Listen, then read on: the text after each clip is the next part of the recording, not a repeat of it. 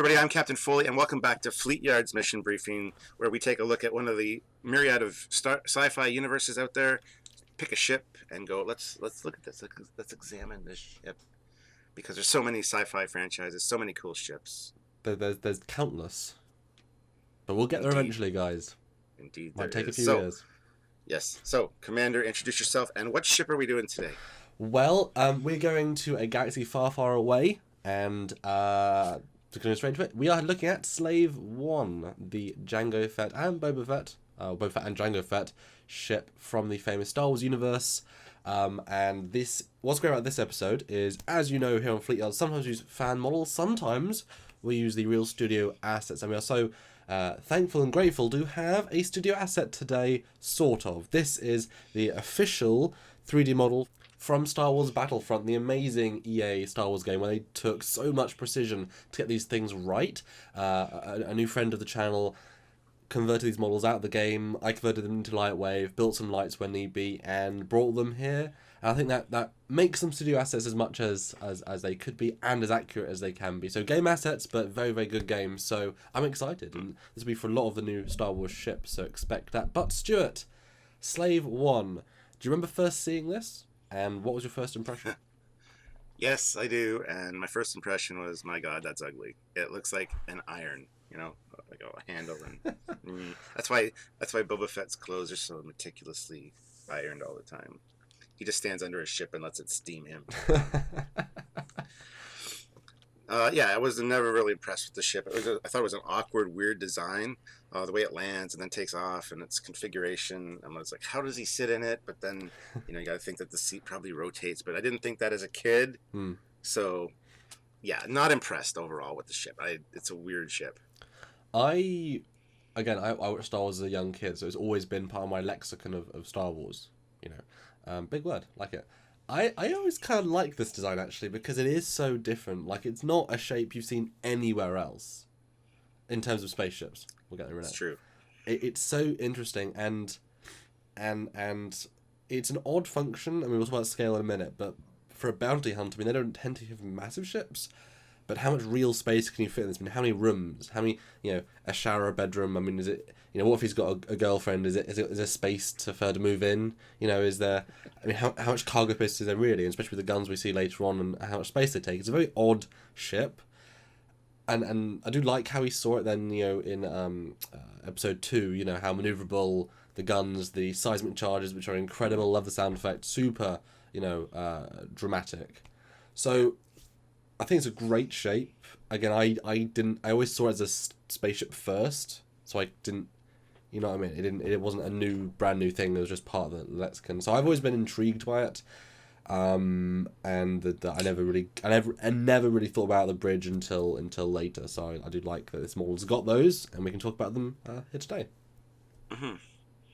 One thing I always thought is that it would have been fine, how it's landed, the seat landed, and the loading ramp, if it took off and flew forward like that, and that part that sticks down in normal flight mode is actually the rear engine, so it propelled it forward.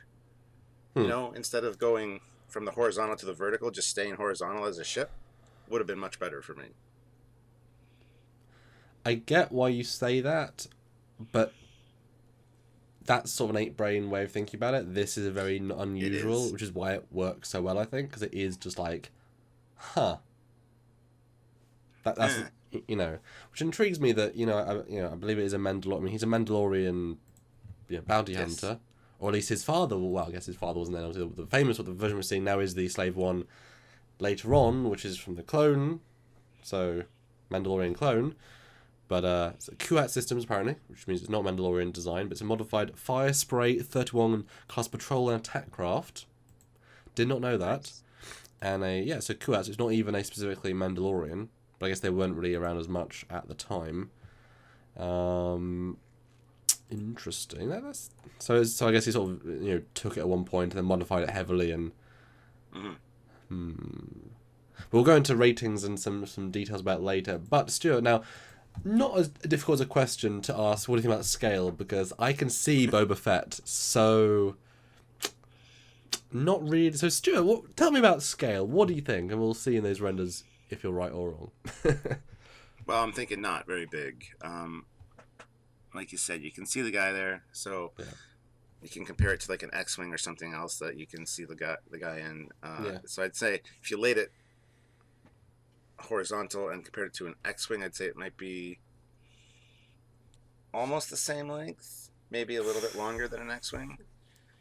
I don't know. You I'm always just get going these by. a bit off, don't you? Okay, well, let's Let's go see. Let's go to the next one and see how wrong Captain Foley is. Oh my god. It is a little bit longer than an X-wing. I was exactly right. It's a good X-wing and a half.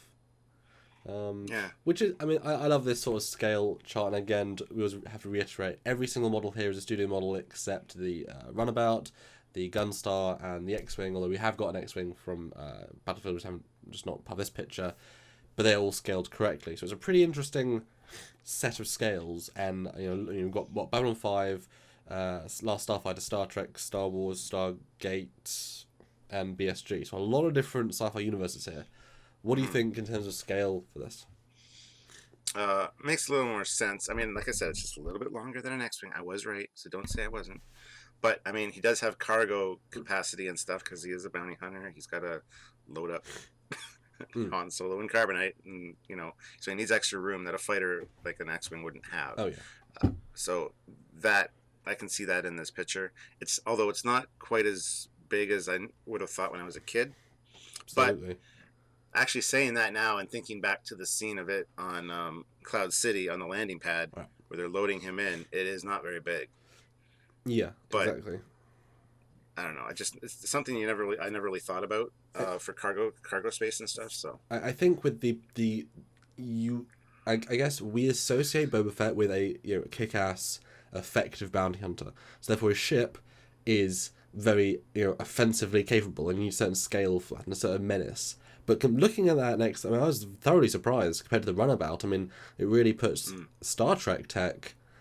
It makes the Runabout seem a lot bigger, in my opinion. I mean, I've always thought that as a small craft, but I mean, this ship, we see what 1, 2, 3 one-person fighters. We see two two-person fighters, and we see a shuttle and two sort of transport ships.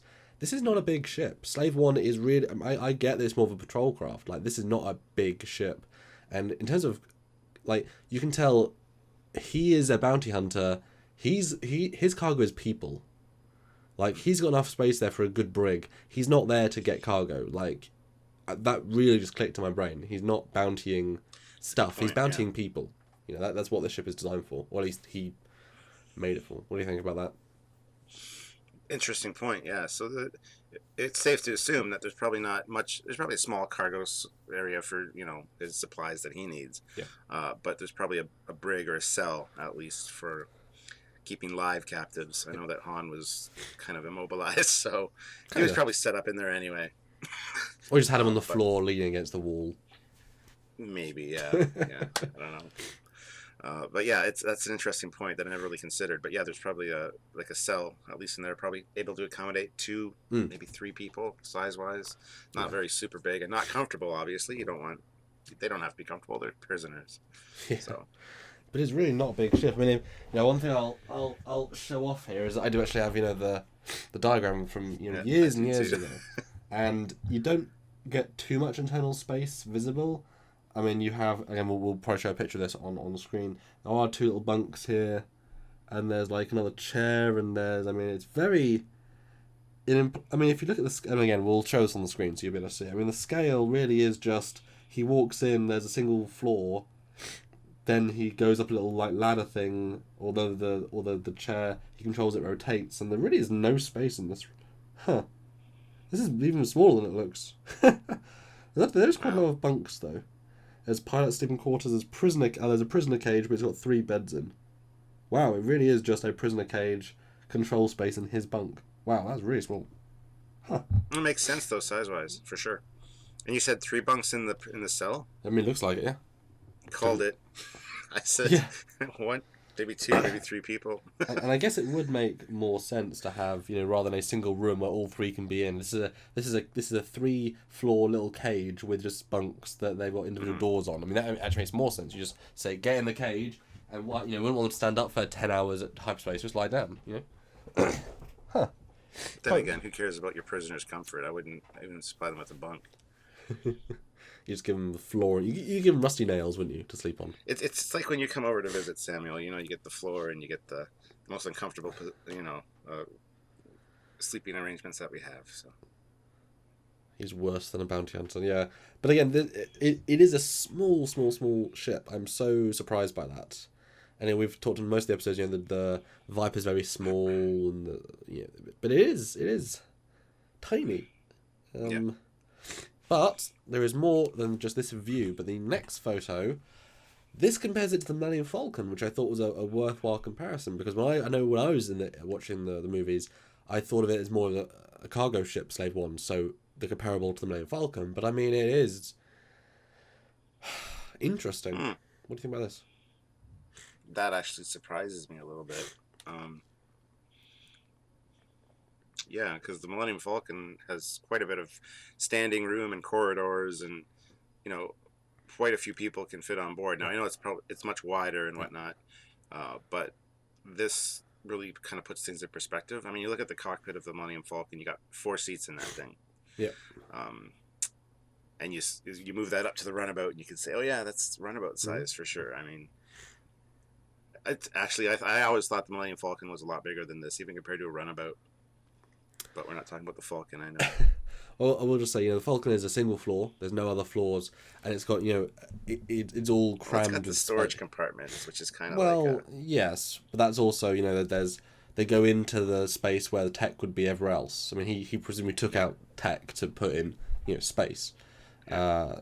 But I mean, there is not very many rooms. It's just, I mean, you can literally, the fact they can build it in real life, it's not I think if you walked through the sets, you'd realize, there's only like six small rooms, and most of them are combined, Yeah, because it's like there's the cockpit and the little hallway, and then there's like a ring around the whole ship, with a big room at the back, and yeah, because I've got the Millennium Falcon book with all the information on it. So, but it's interesting. But I think the Millennium Falcon is very much it's got that standard configuration. It's got a single floor. It's got tech above and below.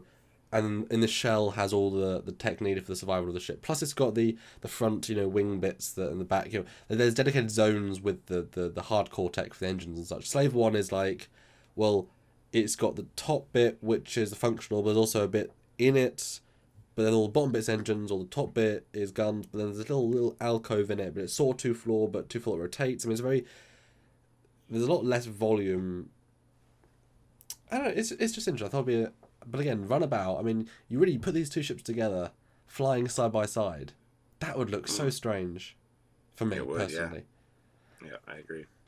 Anyway. All right, but the Slave One's such a unique design, and we know how it got designed because John Eves told us what it was inspired by when we were talking to him in one of our interviews with him. Yeah. And I just want to show you guys that now. I originally said an iron, because, I mean, look at it. You could, it's got a handle, it's got the flat bottom, it looks like an iron. That's what I always thought as a kid.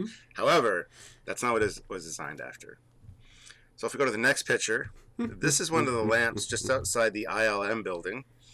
And this is this lamp shape that inspired Slave One for the design. I forget the name of the designer offhand, but yeah, every day when you go into the ILM building, you can see Slave One in the shape of these lights. So I love where designers get their design cues from.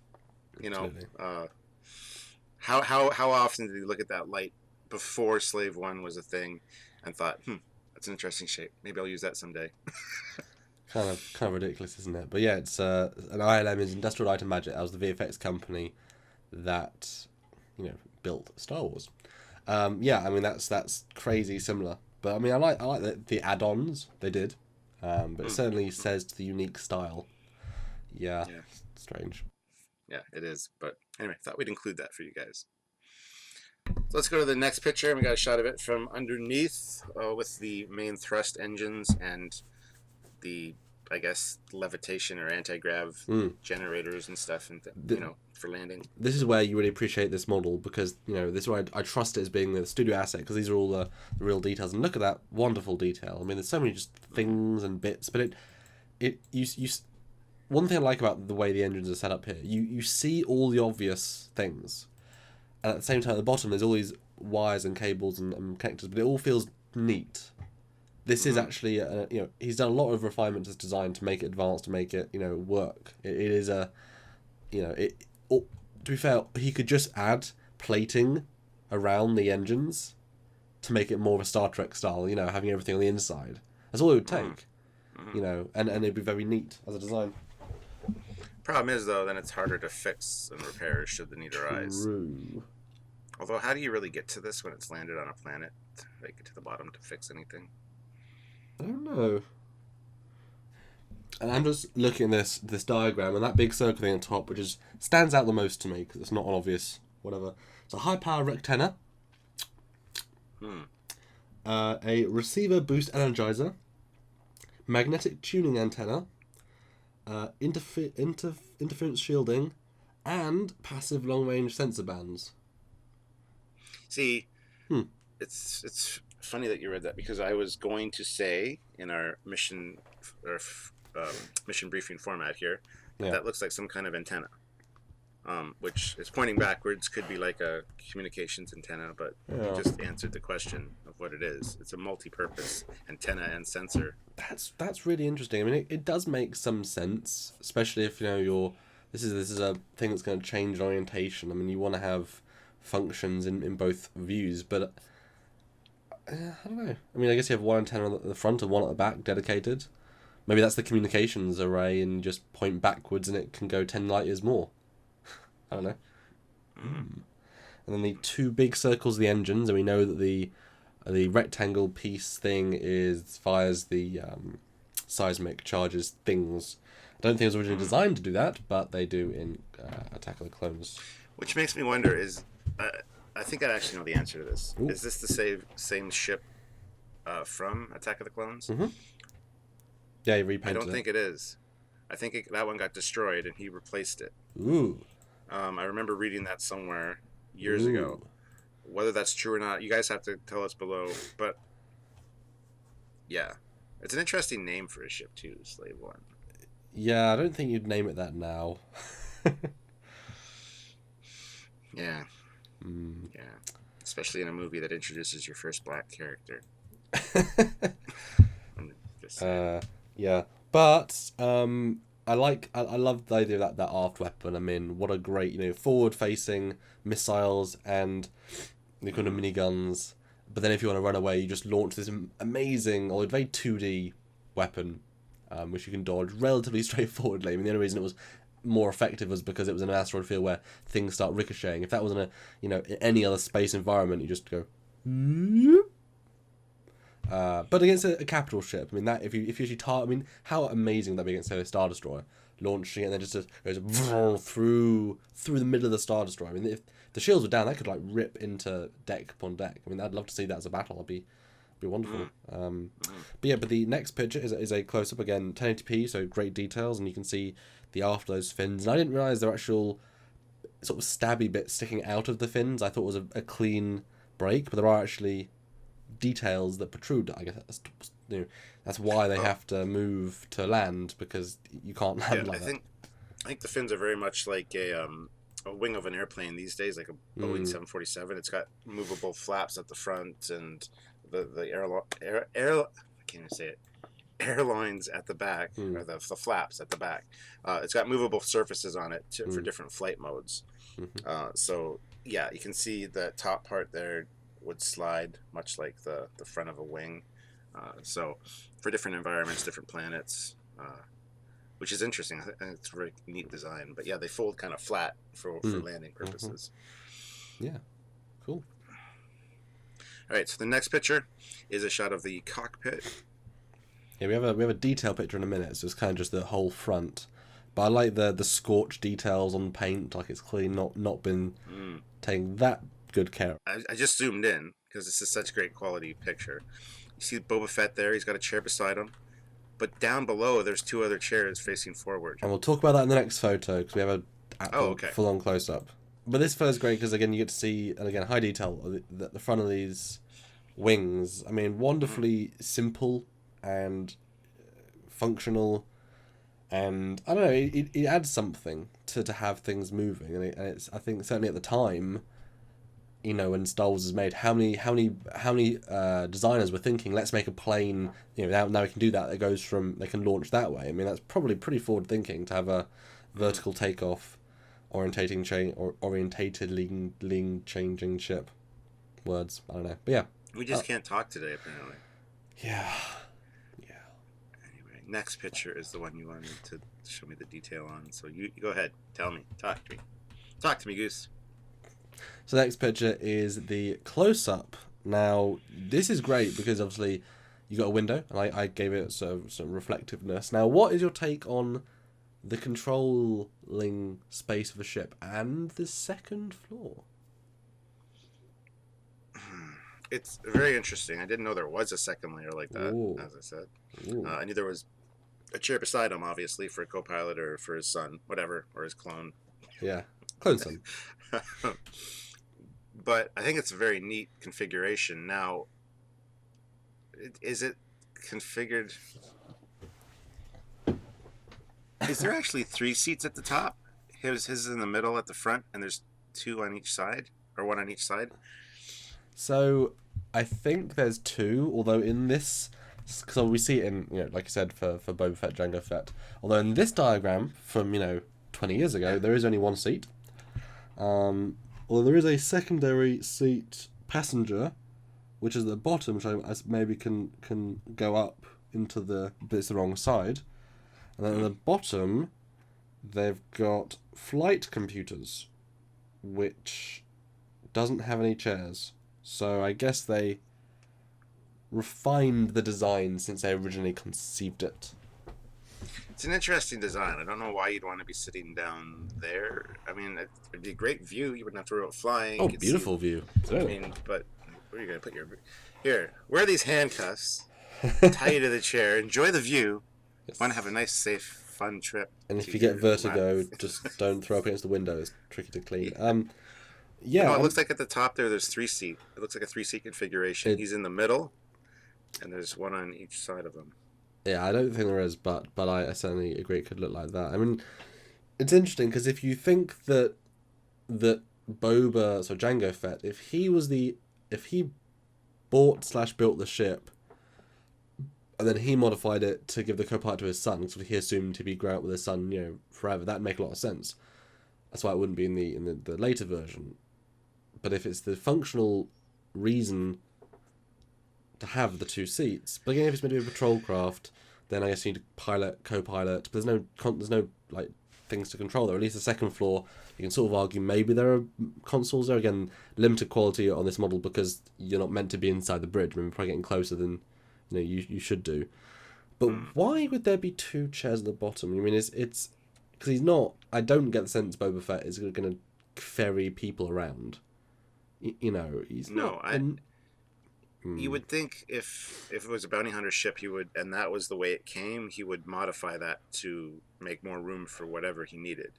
Yeah, and that's a lot of space. A lot of space if you filled that in. A lot of space. Yeah. So yeah, that's an interesting point. And for that top pod that he's in to rotate to the horizontal configuration, it almost doesn't work to have those bottom seats there unless they also rotate, which looks like they might. But it's just an odd design choice. And it's like if he, he doesn't often work with other people. I mean, he has Dengar in the expanded universe. He's leaving 3 seats on his ship, and no one ever sits on them. Maybe he's got imaginary friends. He's such Daddy, you're here with me the whole time. Take the bottom seat with Mummy and the Camino Mummy because I'm from a clone vat. But yeah. Well, I think that comment warrants a move to the next picture. All right, so this is a shot of the guns at the bottom, which we know are rotating turrets. They can rotate to, actually any configuration. Because I have a toy of this somewhere. And the guns do turn. Yeah, I had a Lego version. It was great fun, just making just go all around. Yeah, pretty aggressive looking guns here, but very functional. I mean, dual barreled, just laser batteries. Although I will say that, and I rewatched the scene in preparation in Attack of the Clones, they miss every single shot except one. And I get if you have every shot hitting, it's oh my god, we'll be destroyed. But you can't say that, oh no, we got hit. Yes, but he shot you 400 times, he shot once. That doesn't mean he's good at shooting, that means you're very good at avoiding. It just... Again, though, to have those guns located there, I know they turn and stuff, but to be able to turn your ship just a little bit, and since those are on the bottom of like this longer spire, a little bit of course correction, you can adjust where you're aiming pretty quick. If you're firing rapid, you can see where it's going, and just little course corrections will make a big difference in aiming. So, I mean, it is pretty effective design-wise, I think. Well, I think, again, it's good against bigger ships. Now, obviously, we're taking this against a very maneuverable, dedicated, designed for it, Jedi fighter with a talented pilot who has the Force. So multiple things are going against Django there. And the asteroid field, that restricts your movement somewhat too. Yes, that's you got to avoid stuff. So yeah, I mean this is not a great ship for bigger things like that. But cool design and a very natural place, I think. And again, we should have seen this be more effective and done more, in the trilogy, because it needed to have more time. And again, they couldn't redo it with special effects, but this should definitely be in one of the later films. I mean, the ship should still exist. And I'm sure we'll see it again. Hopefully. I think they're doing a Boba Fett standalone movie. So. Well, that'd be cool. Anyway, the next picture is a aft view of the lower bit, just to show some high detail.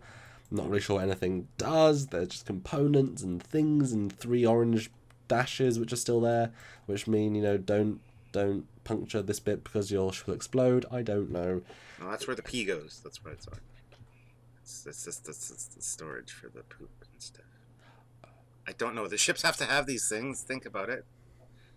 Or he could be exclusively on his suit or something. He just eject, Anyway, the next picture, I'm not even going to go into that. The next picture is just another detail close-up of the engines, and again, just wonderful detail for this model. And I do like that the top bit, you can see the bit that could open up and let it go out. And I say kept that piece. Mm-hmm. And the last picture is just a close-up of that antenna array and sensor palette. Yes. Which is... See, again, obviously, we talk about this stuff, but we want to show it to you in high detail as well, because we haven't got the high detail models. But we'll go back to the first picture, the last picture. Also, we didn't talk about the missile pods that come out, because they're here, but they don't open, so there's not really anything to talk about. And so we want to do all exclusive renders for this. But Stuart, I mean, what are your closing thoughts on the design? And I'm glad that I sort of said a few things straight with you when it comes to scale. What's your take on the ship now we've looked at it? It's an interesting alien type design, and that I like. It's not something I would conceive of myself. Yeah. So I like that it's something that kind of out of the box, out of my ape brain, as you put it. Yeah. And I've never really been a fan of the ship, and I probably never will be. It doesn't work for me on so many levels design wise. But it is very interesting, and visually it's something that you look at it and you always kind of think new things, like how does this work, or why is that like that? Especially the more you see it in use, it answers questions at the same time, but it also raises new ones. Like how many missiles can have in the hull, given the hull being so small. Yeah. So overall it's a great design, and a great addition to the Star Wars universe, but not one of my favorites. I'm just not a fan of Slave One. I'm sorry, guys. Well, Boba Fett, yes. Slave One, no. Yeah, I will say that when we started Fleetyards, I threw a couple of what you always said, the same grey blocky ships. Well, they're a lot of fun. This breaks all of those conventions. Yes, I wanted to bring this to you as our first Star Wars studio asset, as it were. But yeah, I mean, I think always a definitive ship. Didn't have enough love or screen time. Well, actually, quick question: do you prefer it in the bluey purple configuration or the greeny reddy configuration from the prequels or the sequels? I prefer Boba Fett's colors and configuration, but that's just because I'm older and I grew up with that. So the new one is just kind of like, eh. Yeah. It looks good in blue, don't get me wrong, but yeah. I think I prefer the original. I think I like both in the sense that the other one is clearly like he just bought it. It's the production model, he hasn't modified. This one is the wear and tear. We've used it for 30 years, 20 years sort of ship. So it's got a lot of personality and matches his helmet, which is just I love he color coded. Yeah, well his dad did too, right? So. Yeah. Anyways, that is it for this week's Fleetyards mission briefing. Hope you enjoyed. And again, thank you so much to our friend of Fleetyards for supporting us by giving us these models. And I'm glad I'm getting better at converting, that I can bring you pretty much as good as they looked in the game. So look forward to more amazing ships from that game and the Star Wars universe, even some from Rogue One, maybe, possibly, wink, wink. So Stuart, close it out. All right, guys, that's it for another Fleetyards mission briefings. Please like the video if you liked the video. And if you didn't like the video, you can click dislike. Still helps us as an algorithm. But like the video, share the video, and don't forget to subscribe to the channel so you don't miss anything. And if you really don't want to miss anything, there's a little bell notification icon. You got to click that because that's a new thing that YouTube has done. So that way you'll get notified every time we upload a video. Yeah. And if you want to support the show, there are two amazing ways, apart from just sharing and subscribing. You can either do a one-time money donation over at Trekyards.com, click that donate button, it goes straight to our expenses account, and it helps pay for keeping the lights on and kit, and just things to improve the show for all of you fine people, or Patreon, which is our monthly donation scheme. Other YouTube channels have such a scheme, and we need that support to keep the lights on, because it takes a long time to make all these renders and work with these new people to get these new models. You know, a lot of behind the scenes stuff goes on, and we need the time, which needs the resources to do that. So please support the show if you can. And remember, once we hit that $1,000 on Patreon, we can do regular full Fleetyards. So not just the mission briefing format like we're doing here, but new animations of these ships, all the facts, all the figures, even designers. We'll get them at some point, guys. So $1,000 and above every single month for the show, and they will come out to you. So until next time, guys, I'm Commander Cockins. And I'm Captain Foley. See you later. Bye, guys. Bye.